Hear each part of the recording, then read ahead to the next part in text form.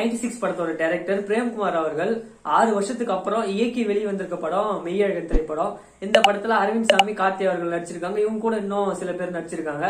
அரவிந்த் சாமி அவர்கள் சொந்த ஊர்ல இருந்து வர மனசே இல்லாம ஒரு குடும்ப பிரச்சனை காரணமா சொந்த ஊரை விட்டு சென்னைக்கு போறாரு. அங்க பல வருடங்கள் கழிச்சு திரும்பவும் சொந்த ஊருக்கு குடும்ப ஃபங்க்ஷனுக்கு திரும்ப வராரு. அங்க என்னென்னலாம் நடக்குது அப்படின்னு சொல்லிட்டு ஆடியன்ஸோட கனெக்ட் பண்ற மாதிரி ஒரு ஸ்கிரீன் பிளேவா டைரக்டர் பிரேம்குமார் அவர்கள் கொடுத்திருக்காரு. கார்த்தி அவர்கள் ஒரு வெகுளித்தனமான நடிப்புலையும் லொடலொடன்னு பேசின்னு இருக்க மாதிரி ஒரு கேரக்டர் தான் படத்துல கார்த்தி அவர்களோட கேரக்டரா படத்துல இருக்கு. காலத்துல நல்லது பண்றவன் இளிச்சவாயி, கெட்டது பண்றவன் புத்திசாலி அப்படின்னு சொல்ற சில டைலாக்லாம் அப்படியே படம் பாக்குறவங்க கூட கனெக்ட் பண்ற மாதிரி எல்லாம் இருக்கு. படத்தோட நெகட்டிவ்னு பாத்தீங்கன்னா படத்தோட லென்த் ஆஃப்ல கார்த்தியும் அரவிந்த் சாமி அவர்களும் பேசிக்கிட்டே இருக்காங்க. ஸ்டார்டிங்ல அவங்க பேசும்போது அப்படியே ஓரளவுக்கு நல்லா போற மாதிரி இருந்தாலும் போக போக ஆடியன்ஸுக்கு சலிப்பு ஏற்படுத்துற வகையில இருந்துச்சு.